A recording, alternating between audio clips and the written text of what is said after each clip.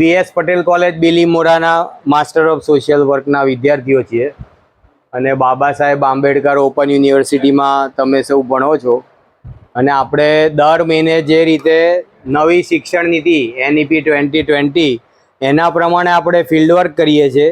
એના ભાગરૂપે આજે આપણે અંત્રોલી ગામે નિકોરા ફળિયામાં પ્રાકૃતિક ખેતી અને ગીર ગાય સંવર્ધન એના ઉપર ફિલ્ડ વર્કનું આયોજન કર્યું છે અને મોટી સંખ્યામાં બધી જ બહેનો હાજર રહી એ બદલ દરેકનો ખૂબ આભાર. અને આ બધી જ બહેનો કામ કરતી આંગણવાડી કાર્યકર બહેનો છે અને નોકરી ઘરની જવાબદારીની સાથે સાથે લોકો જીવનમાં આગળ વધવા માટે માસ્ટર ઓફ સોશિયલ વર્ક કરી રહી છે. એટલે હવે પાછા આપણે ફરીથી ગૌશાળા ગીર ગાય A2 એ બધું નિકુંજભાઈ બાકીની માહિતી તમને સમજાવે છે. સવાલ જવાબ કરતા રહેજો કારણ કે પૂછતા પૂછતા પંડિત થવાય અને જો નહીં પૂછીએ તો ખંડિત થવાય. એટલે એના કરતાં પંડિત થાવ. ચાલો નિકુંજભાઈ. મારું નામ નિકુંજ પટેલ, અહીંયા આપણે અંત્રોલીનો રહેવાસી ને આપણે કોઈ નિષ્ણાંત તો નથી પણ આપણો અનુભવ એક ખેડૂત જ છીએ ને એક અનુભવ તમને શેર કરીએ છીએ આપણો. આજે તમે બધાએ અમને સવારથી ટાઈમ આપ્યો ને તમારો બિઝી શિડ્યુલમાંથી તમે ટાઈમ કાઢીને અમારા ઘરે આવ્યા ને તમે નવું કંઈ જાણવા માંગો છો તે અમને ઉત્સાહ આપે, અમને બી તમને કંઈ નવી શીખવાડવાની જિજ્ઞાસા થાય એ બદલ તમારા બધાનો આભાર. હવે અમારી બરાબર છે ને અમારી એકતા સ્વાગતા બરાબર હતી કે નહીં? આગતા સ્વાગતામાં તો એવું છે કે આ લોકો ક્યાંય પાછા પડવા નથી અને જો આપણે ભૂલ શોધવા જઈએ ને તો આપણે શરમાઈ જઈએ. હવે આપણે જે આપણી ગાયો જે જોઈ, આપણે મુદ્દા પર હવે આવીએ.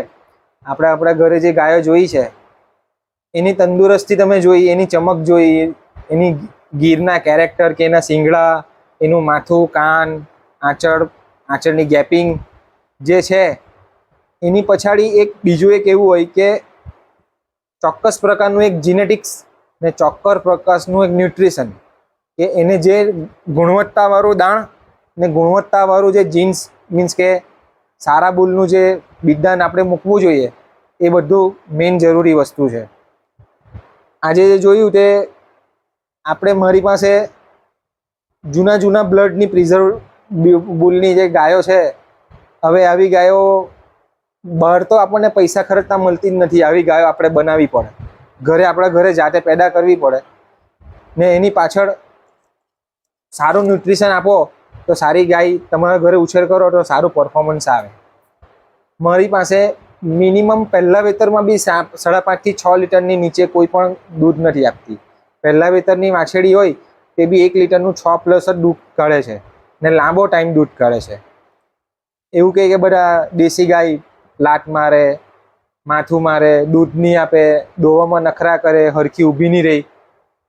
એ બધું ક્યારે કે તમે જ્યારે એને પૂરેપૂરું અટેન્ડન્સ નહીં આપો, તમે એને ટાઈમ નહીં આપો તો આ વસ્તુ બની શકે.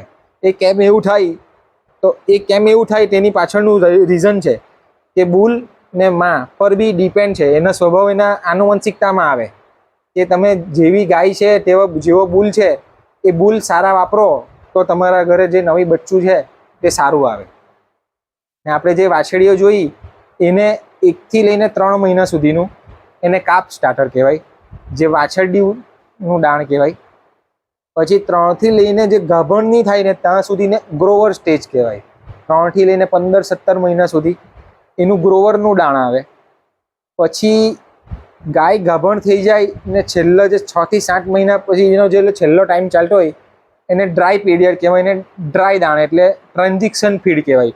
એ ગાભણ ગાય હોય ત્યારે એને જરૂરી છે દિવસનું 4 કિલો મિનિમમ આપવું જરૂરી છે ને સાથે મિનરલ મિક્સચર એટલે કે આપણું ખનિજ દ્રાવણ એ 50 ગ્રામ પર એનિમલ પર ડે તમે આપો તો જ્યારે ગાય વીયાય તો ગાય વીયાવામાં સેટ પણ તકલીફ નહીં પડે, દૂધ પ્રોડક્શનમાં સારું આવે. એના થકી જે તમારો જે ખર્ચો કરેલો છે એ બધો તમારો ખર્ચો તમને એનું વળતર તમને ડબલ કરીને આપે ગાય. જે ખબર ને તમે વીયાય તો એવું કહે કે પેલો દૂધિયો તાવ આવી જાય, બધા એમ કહે ને કે ગાયને બેહામણ પડી ગઈ, બધું એવું કહે ને. વીયા પછી ઢીલી પડી જાય ઊભી નહીં થાય, એ બધું એનું જ્યારે એની સુવાવડ થતી હોય ત્યારે આપણે કાળજી નહીં કરે ને તો એવું થાય. જ્યારે એ ગાભણ હોય ને છેલ્લા 40% બચ્ચું છેલ્લા એ 2 મહિનામાં ગ્રોથ કરે. જે 1 થી લઈને 6 મહિના સુધીની જે ગાય થાય ને તે 60% ગ્રોથ કરે અને છેલ્લો સૌથી વધારે ગ્રોથ 40%નો ગ્રોથ એ ખાલી 2 મહિનામાં જ કરે. એટલે એકલી દૂધણી ગાયને છે ને, દૂધણી ગાયને દાણની જરૂર નથી રહેતી. સૌથી વધારે દાણની જરૂર તમારે ડ્રાય ઓફમાં રહી છે છેલ્લા 2 મહિનામાં. છેલ્લા 2 મહિના જ તમારી ગૌશાળાનું ભવિષ્ય નક્કી કરે. કારણ કે અંદર પેટમાં રહેલું જે બચ્ચું છે ને એનો વિકાસ એના પેટમાં જ થાય. એટલે એનો વિકાસ પેટમાં જરૂરી છે. જો માયકાંગલું પેદા થયું તે માયકાંગલું સેનાએ લડવા જવાનું નથી. એટલે તમારે ખમતી દર જ બચ્ચું પેદા કરવું પડે ને ન્યુટ્રિશન આપીને પોષણક્ષમ બચ્ચું પેદા થાય તો જ એ મોટું થઈને તમને બી સારું દૂધ આપી શકે.